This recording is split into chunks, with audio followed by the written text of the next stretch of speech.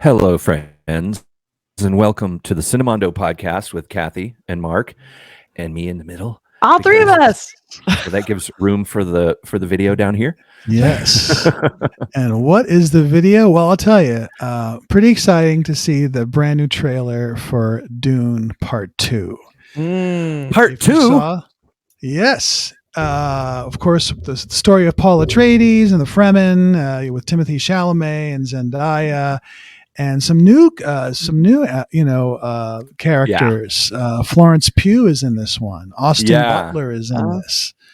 So that's pretty cool. And Austin apparently Butler Christopher Walken.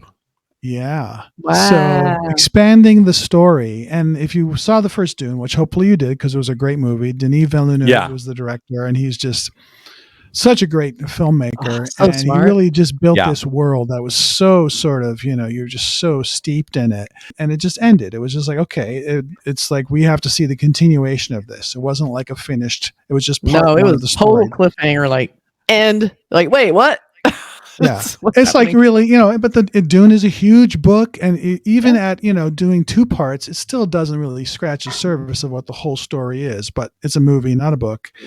But he did a great job of sort of building that world. And so we get to see the continuation in the second film, which I'm excited to see because I love the first one. I thought it was one of the best films of the year back in 2021. This director makes some of the best sci-fi. And the spaceship didn't look like, a little spaceship at the ramp, and these little people came out and they all have 4 arms and 4 legs. It looks like it could be from this planet, which is what all of these like UFO sightings seem to fall into, that trope of looking like something that came out of Encounters of the Third Kind. I mean, and I love in this one, they're like, how does it work? How is it floating like that? And people are like, we have no idea. Oh no, it's not from this planet. It's doing something weird. So I love that. That was really elegant. It wasn't this big action-packed craziness. All his movies have this sort of really calm, super analytical, scientific slant that I love. And I think that's why Dune just blew me away, because it was huge and epic, but it also seemed really smart. And so I was like, I love this. It just seemed like something I was seeing something new and profound all of a sudden. So I just think he's a great filmmaker. Yeah. And it's supposed to be 12,000 years in the future. It takes place in almost an alien world. They're humans. They're descendant from us, but it's so far into the future that I think, you said the word world building, which is so important for things like this, where you feel like when you're dropped into this story in the movie, you feel like you're in a world that has existed and exists. You don't feel like you've been dropped onto a set that was built yesterday by the shop foreman. It's got a history and a depth to it. And that's what Dune is all about. The story is about these long plans, these ancient histories, and the Butlerian jihad and all that kind of stuff. And that happened 10,000 years ago when the Bene Gesserit started their breeding programs it's so full of those kind of deep stories. And I think he made a film that gave you that feeling. I mean, I love David Lynch's version of it, and the TV version. I love that Sci-Fi Channel made. I think those were okay, but I like the David Lynch one because it's not, to me, it's not really Dune. It's something else, but it's fun to watch because it's David Lynch. But this one really is, to me, is Dune. This felt like the adaptation we've been waiting for. Right. And a little bit of history, just a tiny bit of interesting history about Frank Herbert and the whole idea of Dune. He worked on some like a project, right? He's a writer, so he was doing a project with an environmental organization about the desert, and he studied the desert for years, and about certain kinds of grasses that you can plant in sand that their roots will create like this erosion proof thing, because so much sand washes into places in the very dry areas in Africa and displaces people and causes famine and poverty and all this stuff. And they're trying to figure out ways to figure out how to stop this sand from attacking, And so he worked on that, and that's when he formulated this idea for Dune. And he wrote this story called Dune World and published it in an old pulp magazine, which is actually still being produced, called Analog. And it was a two-part story, and then that story was combined into a book, and he got turned down by 20 publishers. 20 different publishers turned him down. And you know who what publisher published Dune first? Was, you know, the auto maintenance manuals, the Chilton auto maintenance manuals. Chilton Publications, which normally publishes books to how to fix cars, saw this and they were like, that's a cool, maybe we should publish a science fiction book. So they put it out, and then, you know, and then of course the rest is history, as they say. And then I think this, when it came out in paperback, I think that's when all the, you know, the college students started reading it and stuff. And I think this is the one that people remember the most. Yeah. This is like the most common, you know, the old, you know, this is the one that I grew up with. I've read this like however many times. But that's funny. A brief history of where the story came from Frank Herbert. That is cool. That's neat. So let's take a look at this trailer and see what part 2 is all about. Right. Part 2. And Frank Herbert wrote other books, which a lot of people say the same thing about. They say, I like the first one. Oh boy, of course. All right. Are we ready to roll? Yeah. Yep. It's breathtaking. When you see sand here, imagine water. If you dive in, you can't reach the bottom. You dive in? Yes, it's called swimming. I don't believe you. In the shadows of Arrakis lie many secrets. But the darkest of them all may remain. The end of House Atreides. Your father didn't believe in revenge. What if Paul Atreides were still alive?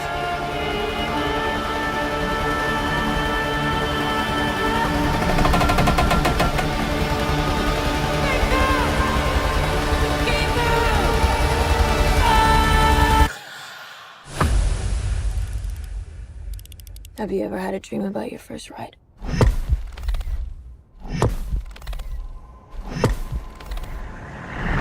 Don't try to impress anyone. You're brave, we all know that. Be simple. Be direct.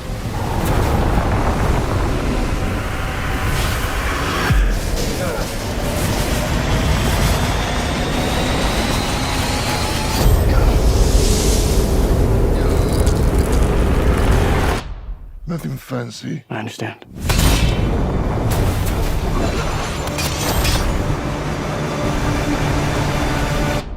Nothing fancy.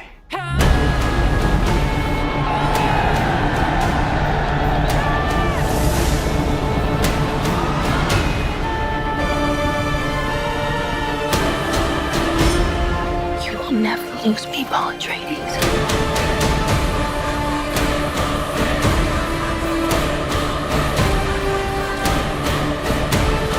We gave them something to hope for. That's not hope! May thy knife chip and shatter.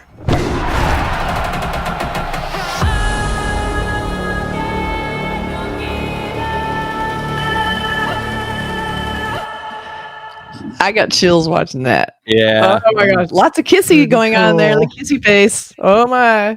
It's an epic. It's an epic romance. It's kind of and it goes on, and Florence Pugh plays a character, pretty heavy duty character who becomes more important. If you read the book, I guess he's going past the first book into the second book. Dune Messiah was the second book, and then there's Children of Dune, and then God Emperor of Dune, and it goes on and on from there when Frank Herbert's son took over and started writing the books after Frank Herbert died. But those first Frank Herbert books tell this really epic story, but it gets, after the first book and the second book, it kind of goes off in a tangent that I remember I felt like I want to go back to that other stuff, you know. was interesting, but it was and also they bypass things. There's a whole book. You start reading the book and you're like, wow, did I miss a book? They're talking about this war that happened, and it's like that. I missed that. It wasn't written about.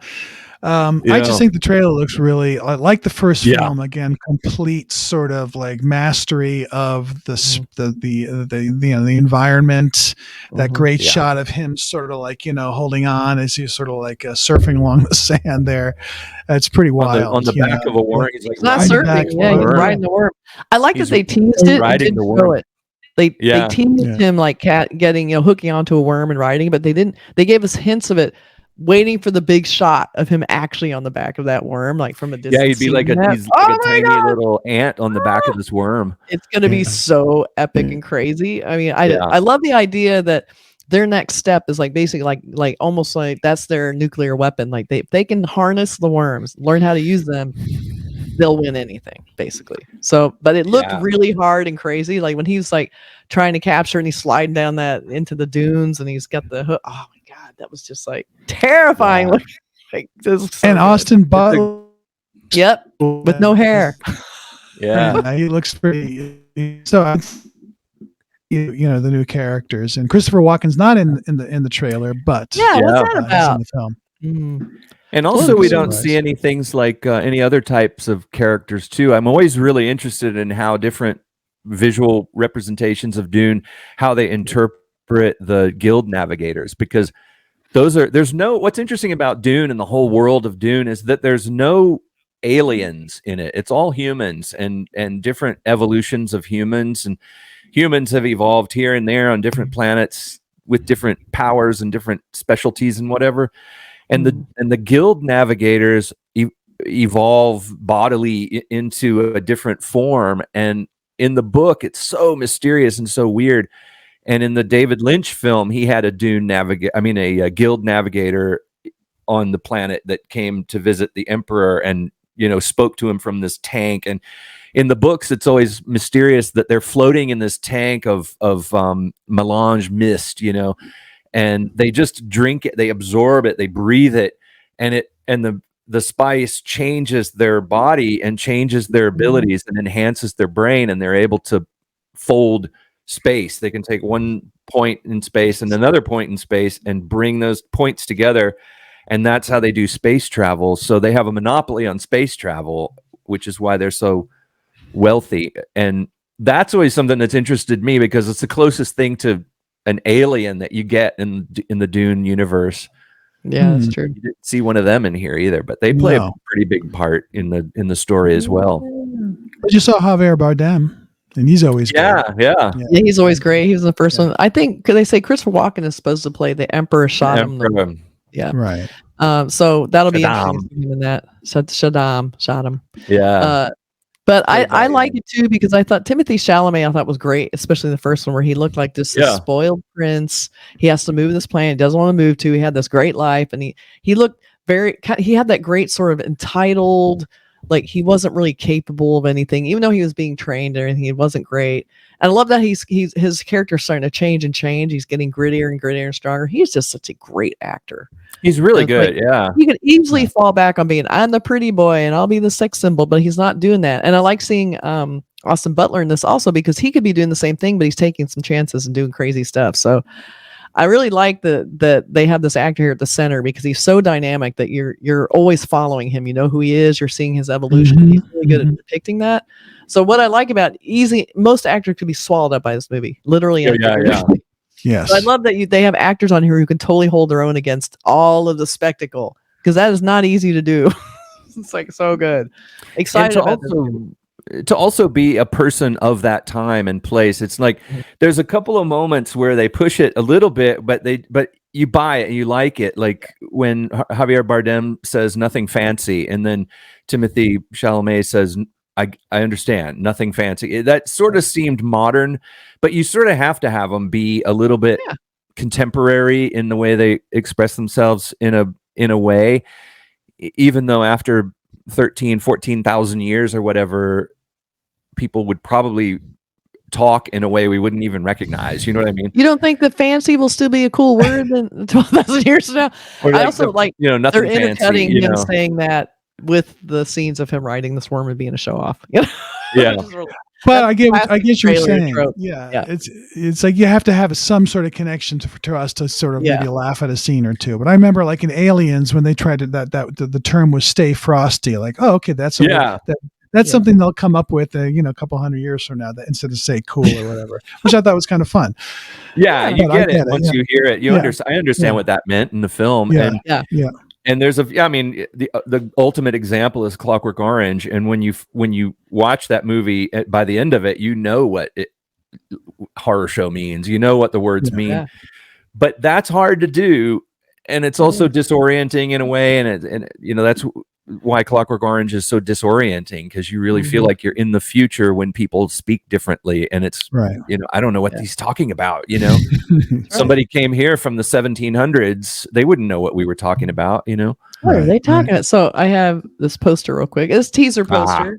No billing, but it's the small people, big sun. Right. It's a classic epic poster where you have the cast really small, but I like the touch of the long draping fabric that's blown. Yeah. And I like that they included her in this poster because it looks like she's going to be really important. I'm glad she's going to have more to do in this because she's a great actress. Yeah. I mean, I've seen her in Euphoria. It's like that this is even the same person kind of blows my mind. She's so different in Euphoria. So I'm very excited to see Zendaya do more because she's great and I like them together. So it looks like they're going to kind of take this on together, which I think she can do anything. Yeah. She's like him. She can do anything. I think that the fact that she can be so like fun and typical, in the Spider-Man films, I think she's great as MJ in the Spider-Man films. I really grounds it, because she's so real. Well, now they have something at stake. Like they're together and you're rooting for them, and it gives a little more personality, like a little more personal conflict and risk taking. Considering that these two people are together, so we'll see what happens. And the people who have read the books, kind of, unfortunately know too much about the future of these characters. And hopefully we won't see that I wonder how many of these films he's going to make, because these are huge epic films. You can't do, it sounds like he could go on for like 4, 5, 6 movies. I would assume he'd probably hand over the reins at some point, because this director needs to move on to other stuff, because he's too good to just be doing these movies. Like I want to see him do lots of stuff. Me too. If you follow the books, if he was to actually follow the books really faithfully, I hate to say it, but I think I would probably lose interest after a couple of them, because it goes off on a tangent that to me is just like, I don't know. Unless there's some way that he can take that.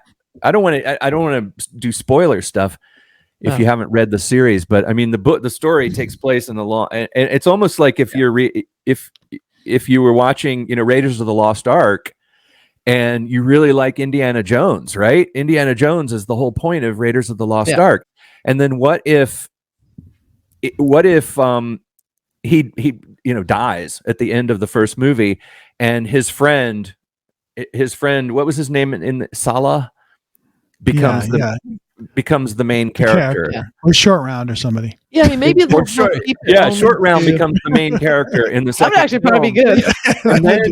and then he turns into something else, and some friend of his who wasn't even in the first book becomes the main character. And then maybe he just wants this particular dynamic. I think the Paul story done, and then he'll be done. Because that would be, I think that's a good place to stop. I mean, some movies just shouldn't keep going. Right.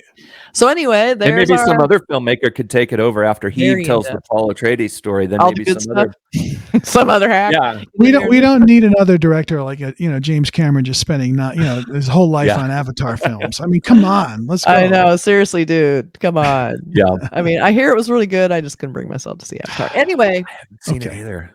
Neither have I. Catch us next time. Okay, everybody. All right. Thanks for watching. We'll see you soon. Bye.